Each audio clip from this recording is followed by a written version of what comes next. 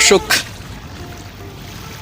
দূরে কিন্তু একটি কার্গো যাচ্ছে এবং দেখতে পাচ্ছেন যে অনেক দূরে একটি যে কার্গো শিপ সেখানে যাচ্ছে এবং একেবারে নদীর ঠিক পাশে আমি দাঁড়িয়ে রয়েছি। যে প্রকৃতির যে বাতাস সেটি কিন্তু আসলে অনেকটা মন ভরে ওঠে, যে প্রশান্তিতে ভরে ওঠে, যে এত সুন্দর যে আমাদের বাংলাদেশ সেটি কিন্তু না দেখলেই বোঝা যায় না।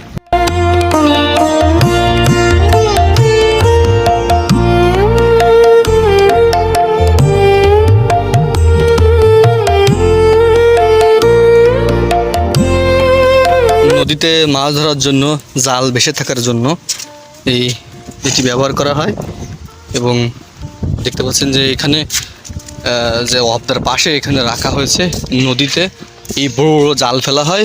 আসলে সম্ভবত এগুলো সাগরেই ব্যবহার করা হয় এই জাল।